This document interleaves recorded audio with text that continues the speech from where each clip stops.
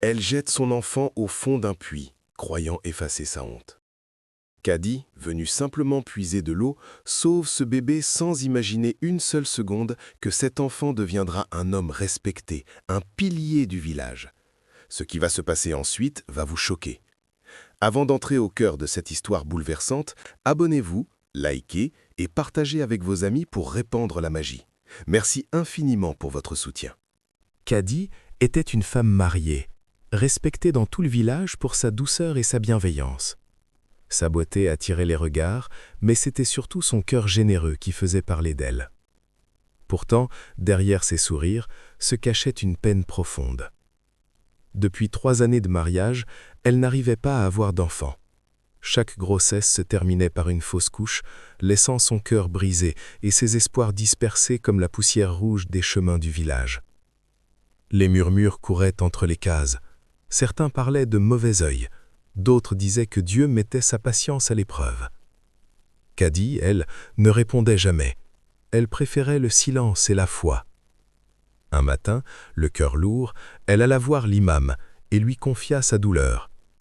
Il l'écouta longuement, puis posa une main rassurante sur son épaule. « Ma fille, confie tout à Dieu. Sois patiente, fais le bien, et les bienfaits viendront au moment juste. » Ces paroles apaisèrent son âme sans effacer la douleur. Dès lors, chaque aube devint pour elle un acte de dévotion. Avant le lever du soleil, elle balayait la cour, puis prenait le chemin du puits. Là-bas, dans la fraîcheur du matin, elle murmurait ses prières en tirant l'eau, demandant seulement la paix du cœur.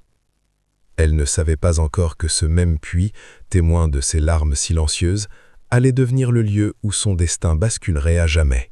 Comme chaque matin, Caddy se rendit au puits avant que le village ne s'éveille complètement.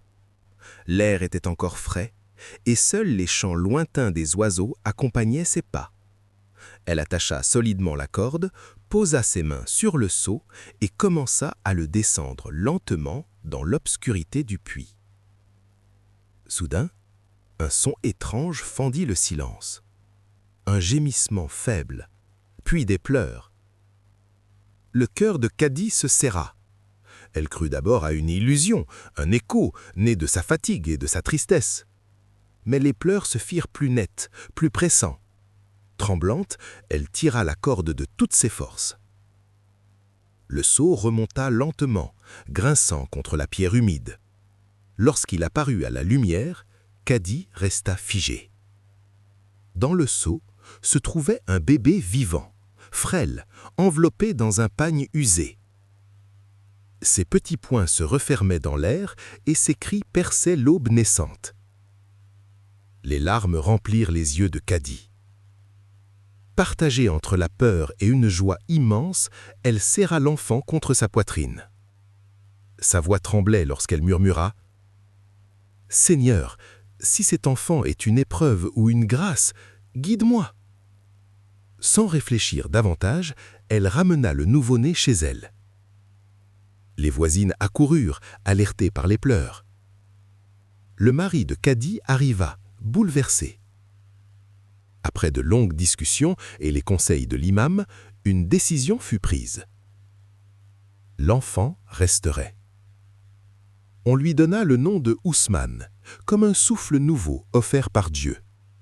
Ce matin-là, le puits devint bien plus qu'une source d'eau, il devint le berceau d'un destin.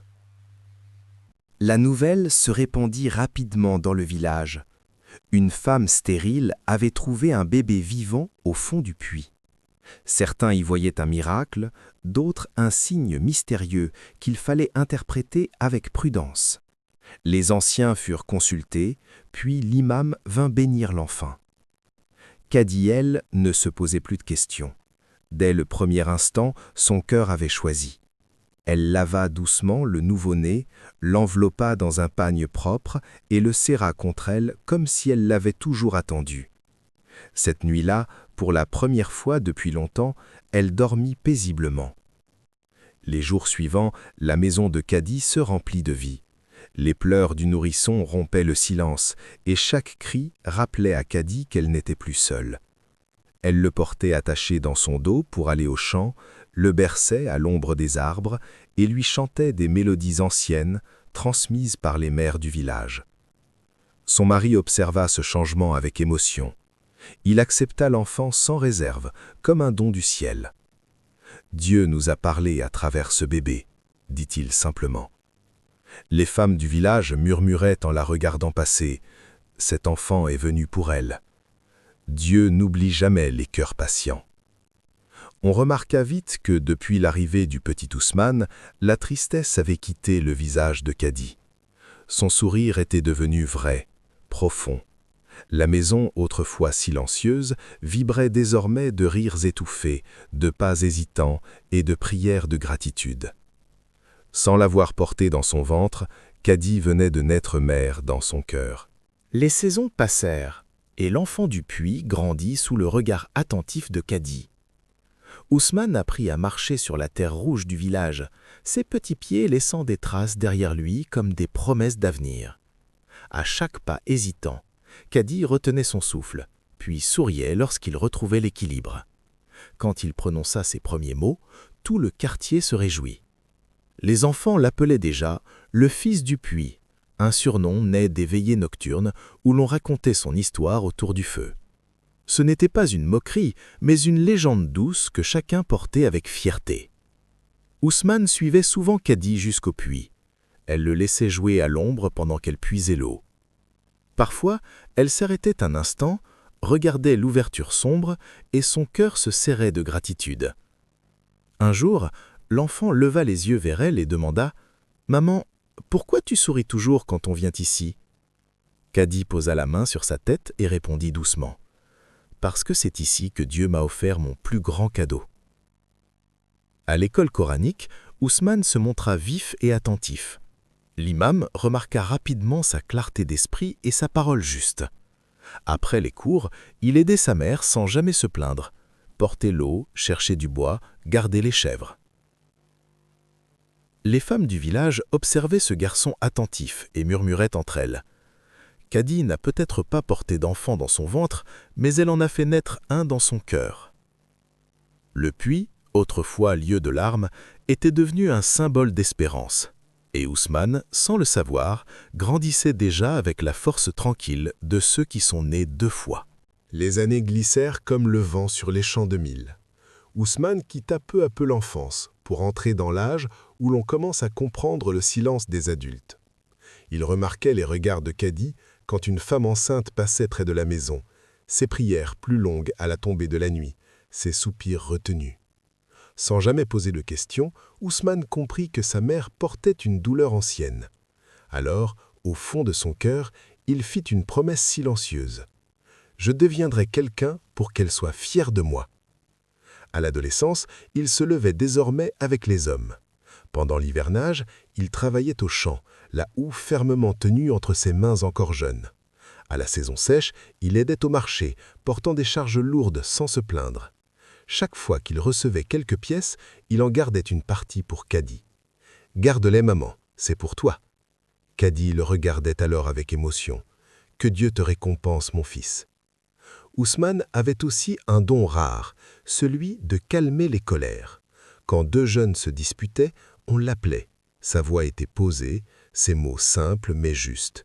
Les tensions s'apaisaient souvent après son passage. Peu à peu, même les anciens commencèrent à remarquer ce garçon au cœur droit. Kadi, elle, observait tout cela en silence, le cœur plein de gratitude. L'enfant trouvé au fond du puits était devenu sa force, son apaisement, sa réponse aux années d'attente. À mesure que le temps avançait, Ousmane gagna en force et en sagesse. À 20 ans, il était devenu un jeune homme solide, droit dans sa posture comme dans ses paroles. Son regard inspirait confiance et sa présence suffisait souvent à apaiser les tensions. Il participa à la construction d'un nouveau puits pour le village. Sous le soleil brûlant, il portait des pierres, creusait la terre, encourageait les autres sans jamais se mettre en avant. Quand une famille manquait de nourriture, il proposait de partager la récolte. Avec quelques amis, il aménagea un petit champ collectif destiné aux veuves et aux plus démunis. Le chef du village le remarqua et disait souvent lors des réunions « Ce garçon a un cœur plus grand que son âge ». Malgré le respect qu'on lui portait, Ousmane restait humble. Chaque soir, il rentrait saluer Kadi, l'aider à piler le mil ou à préparer la sauce. Il s'asseyait ensuite près d'elle, comme lorsqu'il était enfant, écoutant ses conseils silencieux. Le village avait trouvé en lui un pilier. Kadi, en le regardant agir, comprenait que Dieu avait transformé ses années de larmes en une bénédiction pour tous. Le bébé du puits était devenu un homme sur lequel on pouvait s'appuyer.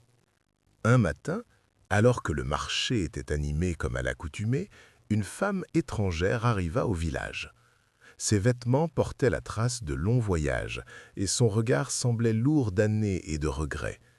Elle observait les lieux avec hésitation, comme si chaque pas la rapprochait d'un souvenir qu'elle redoutait. Au détour d'une allée, elle aperçut Ousmane. Son cœur se mit à battre violemment. Les traits du jeune homme, sa démarche, sa voix, tout réveillait en elle une histoire qu'elle avait tenté d'oublier. Ses mains se mirent à trembler. Discrètement, elle posa des questions. Les réponses confirmèrent ce qu'elle craignait et espérait à la fois. L'enfant abandonné autrefois au fond d'un puits avait survécu, et il était devenu cet homme respecté. La femme demanda alors à rencontrer Kadi. Le jour fixé, une étrange tension flottait dans l'air. Les voisines chuchotaient, les anciens observaient en silence. Devant la cour de Kadi, l'étrangère s'agenouilla, la voix brisée. « Pardonne-moi, sœur. L'enfant que tu as élevé, c'est celui que j'ai abandonné. J'étais seul. J'avais peur. Je l'ai laissé au puits en espérant qu'une âme bonne le trouverait. » Un silence lourd s'abattit sur la cour. Ousmane, présent, sentit le sol se dérober sous ses pieds. Toute sa vie semblait soudain vaciller entre deux vérités. La femme releva la tête et ajouta d'une voix tremblante « Aujourd'hui, je suis revenu pour reprendre mon fils. » Tous les regards se tournèrent vers Kadi. Le silence pesait lourd dans la cour. On n'entendait plus ni les oiseaux, ni les pas du village. Tous attendaient la réaction de Kadi. La femme étrangère restait agenouillée, le front presque collé à la terre, comme si le poids de sa faute l'empêchait de se relever. Kadi resta longtemps immobile. Elle regarda Ousmane, cet enfant devenu homme qu'elle avait nourri, protégé, aimé sans jamais compter. Puis elle posa son regard sur la femme brisée par le remords. Son cœur battait fort, mais sa voix, lorsqu'elle parla, demeura calme et douce. « Sœur, dit-elle enfin, tu l'as porté dans ton ventre, c'est vrai, mais moi, je l'ai porté dans mes bras, dans mes nuits sans sommeil, dans mes prières silencieuses. Un enfant n'est pas un objet qu'on réclame, c'est un être humain. » Elle se tourna alors vers Ousmane et posa une main sur son épaule. « Mon fils, personne ne peut te forcer, c'est toi qui choisis ton chemin. » Les larmes coulèrent sur le visage d'Ousmane. Il s'avança lentement, le cœur partagé, mais l'esprit clair. Il s'agenouilla devant Kadi et prit sa main, la posant respectueusement sur son front. « Mère, dit-il d'une voix tremblante, celle qui m'a élevé, c'est toi. Je respecterai cette femme pour la vie qu'elle m'a donnée, mais mon cœur t'appartient. » La femme étrangère comprit alors que l'amour ne se réclame pas comme une dette. Elle baissa la tête, vaincue, non par la colère, mais par la vérité. Après ces paroles, le temps sembla suspendu. Personne n'osait parler. Le vent faisait doucement frémir les feuilles, comme pour rappeler que la vie continuait malgré les blessures du passé. La femme étrangère releva lentement la tête. Son regard se posa sur Ousmane, puis sur Kadi. Elle comprit que ce qu'elle avait perdu autrefois ne pouvait être repris par la force. La voix brisée, elle murmura « Permets-moi au moins de le voir, de lui parler. Je ne demande rien d'autre. » Kadi hocha lentement la tête. « Les portes de ma maison ne sont fermées à personne. » Ces mots apaisèrent les cœurs. Ousmane s'approcha de la femme et l'aida à se relever. Il ne la rejeta pas. Il l'écouta raconter sa peur d'autrefois, sa solitude, ses nuits hantées par les pleurs qu'elle avait abandonnées au fond du puits. Sans colère, il répondit simplement « Je te respecte pour la vie que tu m'as donnée, mais celle qui m'a appris à vivre, c'est elle. » Les anciens acquiescèrent en silence. Ce jour-là, le village comprit qu'il existe des liens plus forts que le sang, ceux forgés par la patience, le sacrifice et l'amour. La femme repartit quelques jours plus tard, le cœur apaisé, laissant derrière elle non pas une rancune, mais une vérité acceptée. Après le départ de la femme étrangère, la vie reprit son cours, mais quelque chose avait changé. Ousmane marchait désormais avec une assurance nouvelle, comme si cette épreuve avait renforcé ses racines au lieu de les briser. Il s'investit encore davantage dans la vie du village. Les jeunes venaient le voir pour demander conseil. Les familles en difficulté trouvaient toujours en lui une main tendue. Il fut choisi comme médiateur lors des conflits, car sa parole restait juste, même quand les esprits s'échauffaient. Grâce à son engagement, une petite école fut construite près du grand fromager. Ousmane participa à chaque étape, transporter les briques, encourager les volontaires, convaincre ceux qui doutaient. Il aida aussi à aménager un jardin communautaire pour nourrir les familles les plus pauvres pendant les saisons difficiles. Chaque réussite, il la ramenait à Kadi. « Allez remercier ma mère », disait-il souvent. « Sans elle, je ne serais rien. » Kadi, elle, vieillissait doucement. Ses cheveux blanchissaient, ses pas devenaient plus lents, mais son regard brillait d'une paix profonde. Assise devant sa maison au coucher du soleil, elle observait Ousmane parler aux villageois et se souvenait du matin où elle avait tiré un seau du puits. Elle comprenait enfin le sens des paroles de l'imam. Les bienfaits viennent toujours à ceux qui savent patienter. Les années passèrent et l'histoire d'Ousmane devint une parole que l'on transmettait aux plus jeunes. Le soir, autour du feu, les anciens racontaient comment un enfant abandonné avait grandi pour devenir un pilier grâce à l'amour d'une femme au cœur patient. Ousmane était désormais un homme de parole. Quand il parlait, on l'écoutait. Quand il conseillait, on suivait. Pourtant, jamais il ne se plaçait au-dessus des autres. À chaque décision importante, il revenait toujours s'asseoir auprès de Kadi comme pour puiser sa force dans son silence. « N'oublie jamais d'où tu viens », lui disait-elle doucement. « Je viens de ton cœur, maman », répondait-il avec un sourire. Kadi vieillissait entourée d'enfants qu'elle n'avait pas portés, mais qu'elle avait aimés. Il l'appelait grand-mère, et elle les bénissait d'un regard apaisé. Devant sa maison, elle retrouvait souvent Ousmane assis près d'elle, veillant comme autrefois elle avait veillé sur lui. Ainsi, le village comprit que la vraie maternité ne se mesure pas au sang, mais au don de soi. Et l'on disait encore, à la tombée de la nuit, « Ousmane n'est pas né du ventre de Kadi, il est né de sa bonté. » Les saisons continuaient de tourner, comme elles l'avaient toujours fait. Le village changeait peu à peu, mais une chose demeurait immuable, le respect porté à Kadi. Les jeunes la saluaient avec déférence, les mères venaient chercher ses conseils, et les anciens reconnaissaient en elle une femme bénie par la patience. Ousmane, devenu un homme accompli, veillait sur elle avec la même attention qu'elle avait eue pour lui autrefois. Il s'assurait qu'elle ne manque de rien, réparait la maison, l'accompagnait parfois jusqu'au puits, ce lieu chargé de mémoire. Un soir, alors que le soleil disparaissait lentement derrière les arbres, Kadi dit doucement « La vie m'a pris ce que je désirais, mais elle m'a donné bien plus que ce que j'espérais. » Ousmane baissa la tête, ému. « Tu m'as appris à aimer sans attendre en retour. C'est cela que je transmettrai après toi. » Ainsi, sans bruit ni éclat, la sagesse de Kadi se propageait à travers les gestes de son fils. Le puits, autrefois témoin d'un abandon, était devenu le symbole d'un destin transformé par la bonté.